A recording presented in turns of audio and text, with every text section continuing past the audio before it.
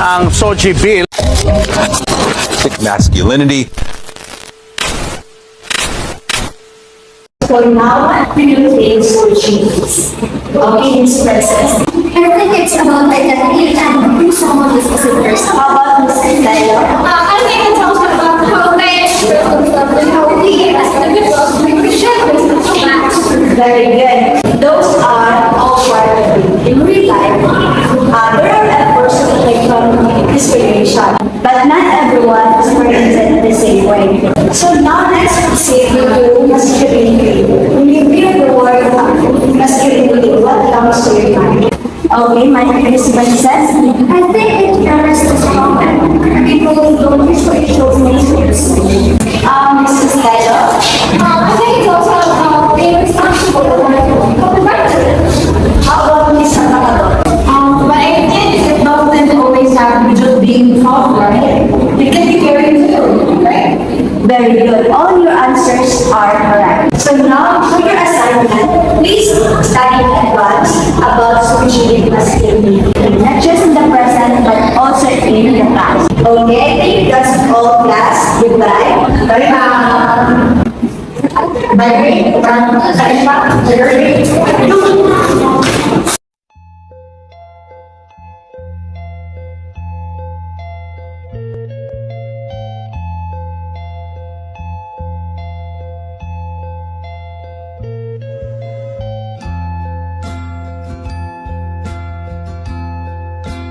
Life is never as simple as it looks, especially when you are called different.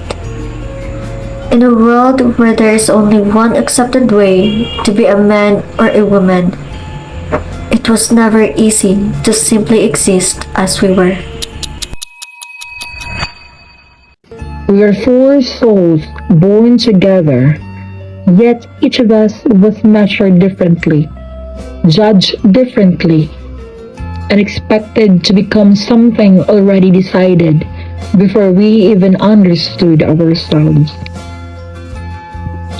We were quadruplets, born from the same beginning, but never treated the same. My sister was expected to be soft, quiet, and obedient. Anything too loud, too bold, or too independent was seen as improper. Her worth was often measured by how well she could fit into what people called a proper girl or lady. My brother carried a different kind of burden. He was told that strength meant never showing weakness, never crying, never failing. To be a man, in their eyes, was to be unbreakable, even if it meant breaking inside. My older sister was different from what they expected of a girl. She preferred to act, speak, and move in ways that were considered boyish.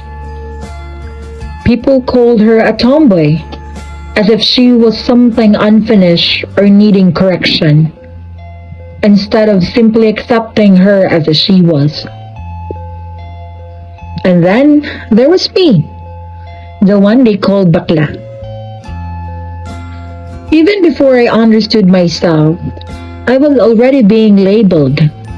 The way I spoke, the way I moved, the way I felt things deeply. It all became something people noticed. Over time, anything that did not match the expected image of a man or woman was seen as something strange, shameful, or in need of change.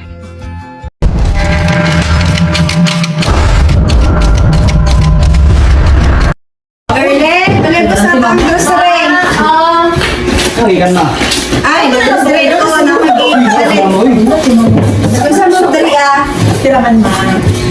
Na, kanang nangita siya tinignan niyo construction worker ba? Tabangan yun yung kuan, yung amahan ba? Pagtrabaho mo dito kay kabalo nagbayad mo ng galisod ta, ang dugang na kwarta ba? Niya kay namoy bayron ng tuition, niya ubanan ninyo si Mark ugma magtrabaho mo. Oh, sabay na to, tol. Bahala, adray ko rin ito ah. But ma, I don't want to. Mahugulo ko dito ang nagasgasan akong tayo. Paghilom dra ang kalalaki ni mong tao, dili ka mong inarte. Ma, I'm not. Paghilom Mark, you are a man, well palinis sa woman. Wala laing gili mo ang bilong di babae galan. Ma, paghilom pa ni tabangi si girlie dito sa trabaho sa balay niya. Ikaw Mark, bana naman si Peter og magtrabaho. Kay gusto mo makas mo mo? Sige, ma, sige, ma. We grew up in a place where belief was stronger than understanding. Women were expected to be gentle, quiet, and obedient, always careful with their words and actions, as if taking up space too boldly was something wrong. I remember how my sister was corrected whenever she spoke with too much confidence, as if strength did not belong to her. Men, on the other hand, were expected to be firm, distant, and always in control. I remember how my brother was praised for holding back his tears, even when it hurt him deeply, as if silence in pain was what made him worthy of being a man.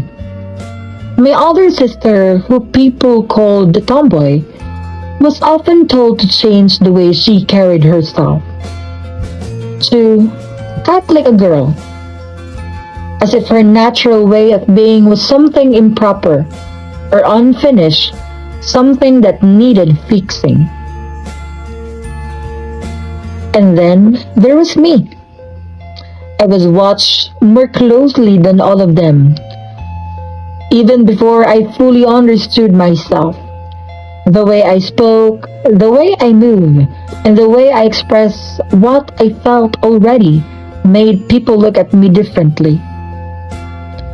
It was as if I had to constantly adjust myself just to avoid becoming something they could not accept. We tried to survive in different ways. My brother learned silence, believing it was strength.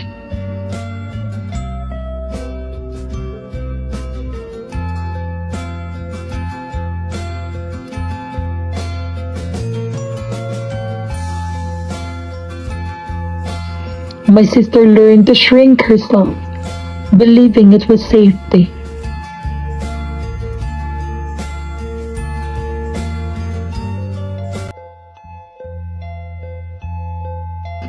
My tomboy sister learned to harden herself because softness was often mistaken or weakness. And I learned to exist in spaces where judgment did not reach too quickly. But silence, no matter how carefully kept, always carries weight. There were days when expectation felt heavier than breath. Words like proper, strong, and right were used like rules carved into stone. No one questioned them. They were simply followed. Still, even within those rules, something in us refused to disappear completely. We shared quiet moments, glances that said that words could not, small acts of understanding that existed only between us. In those moments, we were not role assigned by society. We were simply siblings, 4 lives bound together by something deeper than judgment. If there is one truth carried through everything, it is that identity was rarely understood, and even less often accepted. It was shaped by expectation, controlled by tradition, and measured by fear of difference. And yet, even under that weight, We existed. We endured. And in our own quiet ways, we resisted becoming only what others demanded us to be. And maybe, by remembering stories like ours, the world can begin to understand what it once refused to see. When you need me, I'll be here to let you know it's gonna be okay.